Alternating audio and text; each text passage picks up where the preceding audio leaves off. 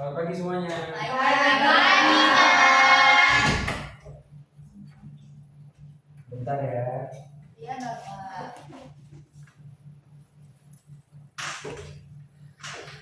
Oke, pada hari ini kita seperti biasa akan belajar ya teman-teman di sini. Sebelum itu mungkin Bapak mau ngecek dulu nih kesiapan kelasnya.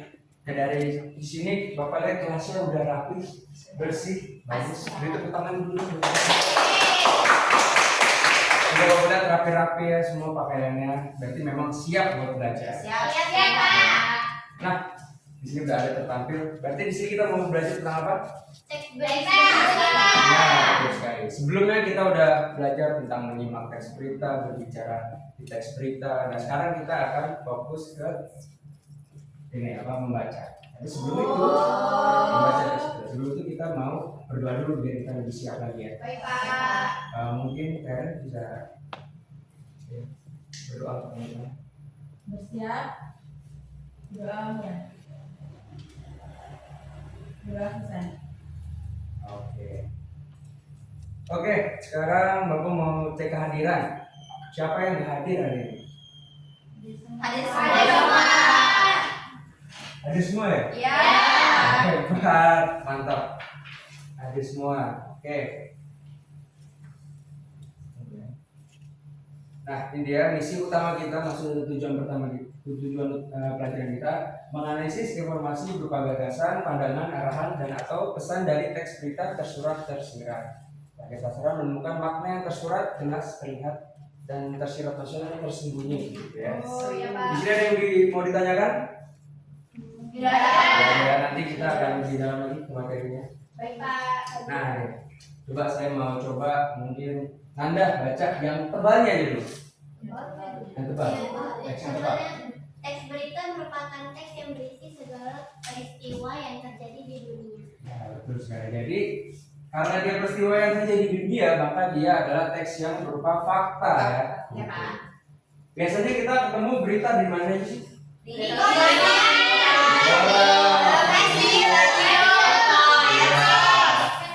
Dari kemajuan teknologi mungkin kita lebih banyak menemukan berita seperti Telegram, di X atau dimanapun lagi ya. TikTok ya, banyak lagi. Nah, ini dia perangkat adik Simba yang akan kita pelajari. Kalau dulu mungkin kita belajar 5W+1H ya. Ya. Tapi biar lebih semangat, saya mau coba Nanda baca yang warna apa nih? Pink. Apa? Menanyakan jenis peristiwa, kejadian, atau masalah yang dibahas. Jadi yang warna biru, Di mana menanyakan lokasi atau tempat terjadinya peristiwa. Wina warna yang oranye, Kapan? Menanyakan waktu, hari, tanggal, jam, peristiwa terjadi. yang hijau Tere. Gak kelihatan. Oke, berarti sebelahnya ya, Kara. Siapa menanyakan tokoh, orang, atau kelompok yang terlibat langsung. Belakangnya Anita. Mengapa menanyakan alasan, latar belakang, atau motivasi peristiwa. Terakhir, Mike. Bagaimana menanyakan kronologi, proses atau cara peristiwa berlangsung. Nah ini dia, ini semua tadi kalian sudah membacakan, hebat sekali.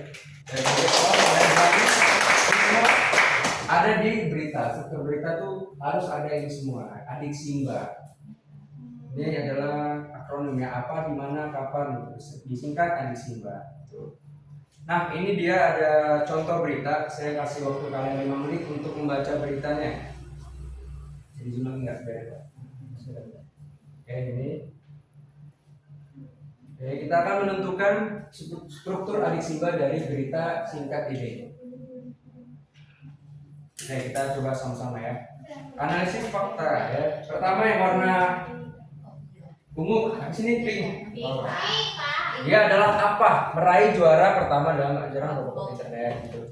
Terus yang warna biru, siapa coba yang membaca? Saya Oke, Nanda.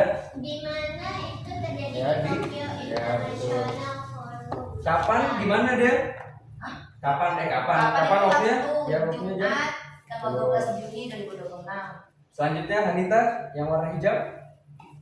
Siapa? Ya. Tim Robotik UI dan Andi Wijaya. Yang ungu Wina baca nggak? Mengapa menyelesaikan misi evakuasi tercepat? Nah lanjut Rara yang warna kuning. Bagaimana? Iya ya.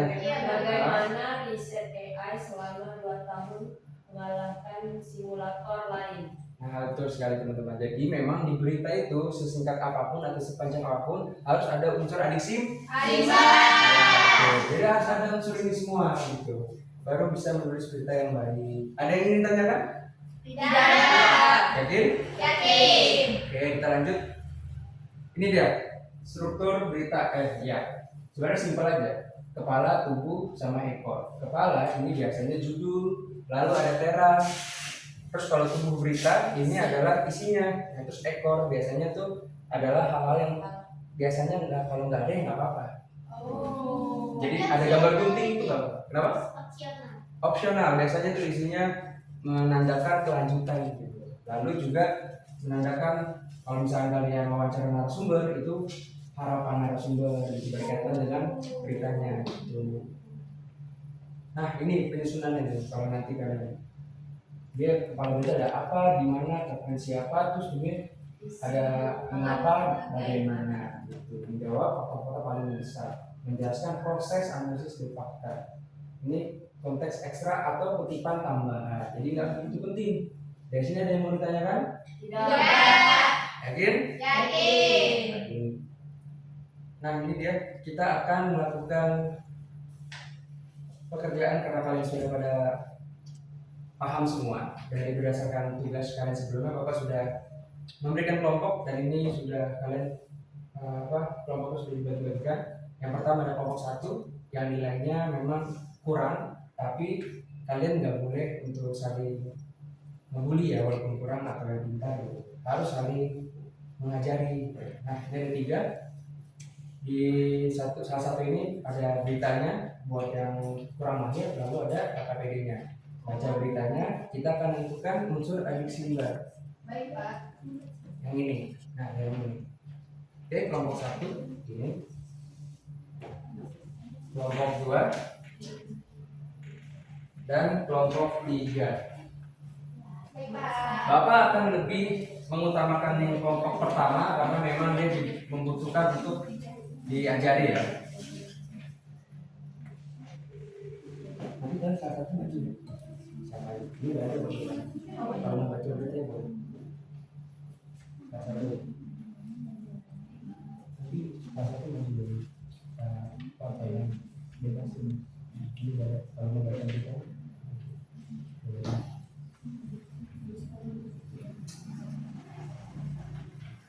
Kalau nanti ya jadi ada yang beda ada yang juga sama unsur tidak sama semua cuma ini dua itu kan lagi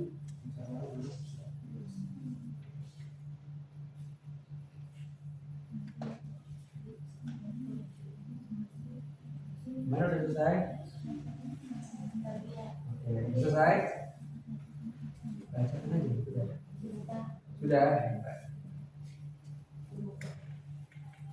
selesai? Sudah Pak. Oke, mungkin bisa dikumpulin ya. Oke, siapa yang mau baca duluan dari kelompok 1 sampai 3 untuk mempresentasikan hasilnya boleh? Kelompok berapa?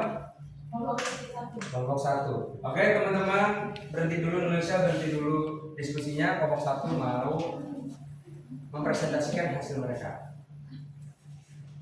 Unsur adiksi limbanya ya, coba apanya apa, gimana, kapan, siapa gitu. Kita lihat apakah mereka bisa benar-benar membaca teks berita. Kalau unsur apa dalam sini tentang listrik di Riau pada program dulu anak tak bisa belajar setelah ujian. Nah di sini unsur apanya Pak itu terjadi pemadaman listrik di sejumlah wilayah Riau yang mengganggu aktivitas masyarakat, terutama seseorang yang sedang mempersiapkan ujian sekolah. Kalau di mana?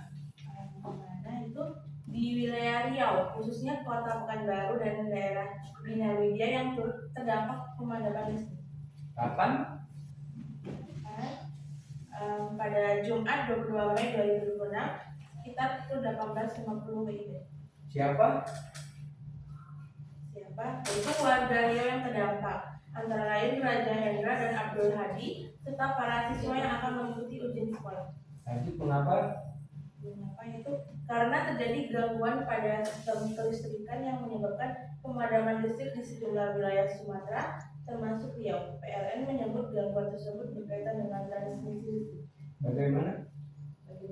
Itu pemadaman listrik membuat siswa kesulitan belajar karena tidak ada penerangan.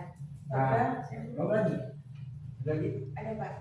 Warga terpaksa menggunakan lampu darurat dan cahaya ponsel. Selain itu, aktivitas usaha juga terganggu karena banyak tempat usaha tidak memiliki genset. Oke. Nah, dari unsur ini apa yang kamu bisa lihat dari apa yang bisa diambil untuk menemukan unsur tersirat dari kita itu? Unsur yang tersembunyi itu, Pak. Iya, tersirat tersembunyi itu maksud. Menyeratkan kritik tajam terhadap kinerja PLN dan pemerintah dalam menjamin ketahanan energi di daerah. Ada pesan bahwa daerah luar Jawa atau dalam hal ini Riau masih sering mengalami krisis infrastruktur dasar di lokal kita. Oke, beri tepuk tangan dulu buat kelompok satu. Mereka berhasil membaca berita dengan baik dari unsur ahli simbanya juga unsur tersirat yang ada dalam berita tersebut. Kamu sudah hebat, kelompokmu sudah hebat. Oke, bisa dari Lanjutnya mau kelompok yang mana, 2 atau 3? Boleh, kita maju.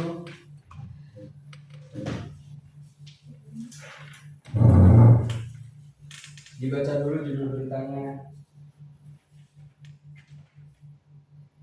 Modus licik korupsi di BGN kuras duit negara lewat 2 klaster. Oke, ini yang sering terjadi nih ya, lagi hot-hotnya. Yang pertama itu apa?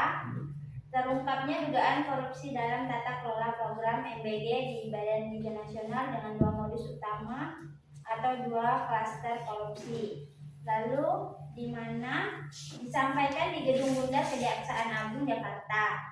Lalu kapan? Informasi disampaikan pada Jumat 12 Juni 2026 dan diberitakan pada 13 Juni 2026. Setelah itu siapa? Direktur Penyidik Jampitsus.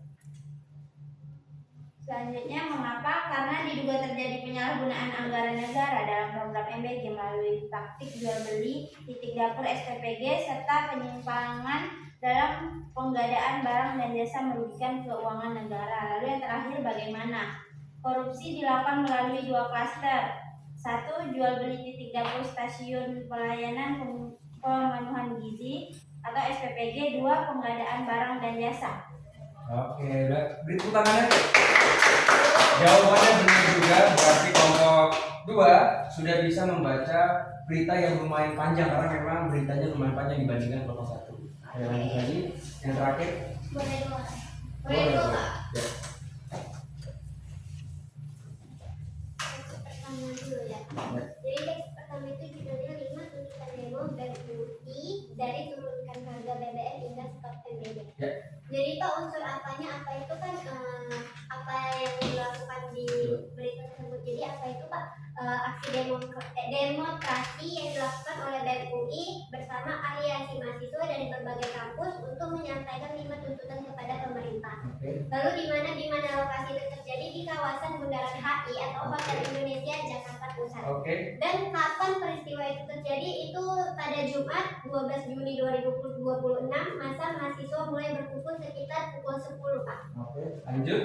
Siapanya itu siapa yang terlibat dalam berita tersebut itu BEM UI, 15 BM Fakultas UI, BMKM IPB, BM PNJ, BM Universitas Pancasila, Aliansi BM Gunadarma, FMN, BEM UIN, dan berbagai organisasi mahasiswa lainnya. Ketua BEM UI, Yata Latof Mahsyum Imawan, menjadi salah satu pihak yang menyampaikan pernyataan aksi. Lalu Pak, mengapa itu terjadi? Karena mahasiswa menilai kondisi ekonomi dan kebijakan pemerintah tidak berpihak kepada rakyat. Mereka menyoroti kenaikan harga kebutuhan pokok, harga BBM, penggunaan APBN, program MBG, serta isu militarisme di ranah sipil.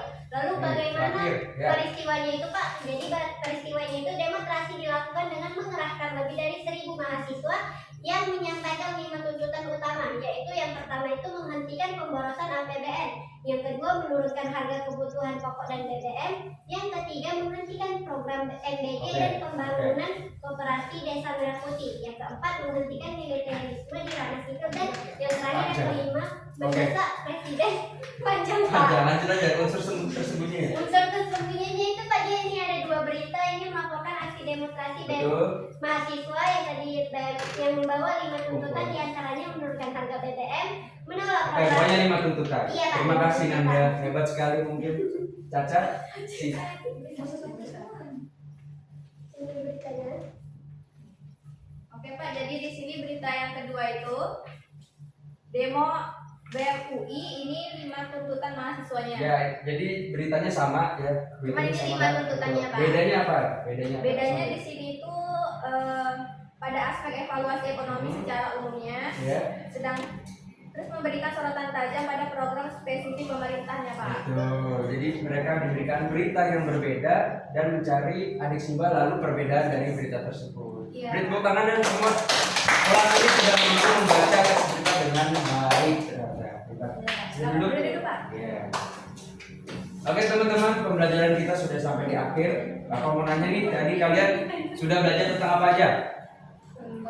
Pertama, adik simba, lalu struktur berita, pengertian berita, berita di mana, lalu juga kita belajar tentang bagaimana sih membaca, iya, yang kritis dengan baik agar kita mengerti maksud yang tersurat bahkan tersirat begitu.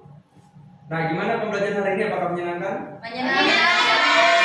Oke, berarti pembelajaran selanjutnya kita akan menulis teks berita ya teman-teman, siapkan nanti pelajari ini lagi. Baik Pak. Baik. Bapak pamit ya, terima kasih. Terima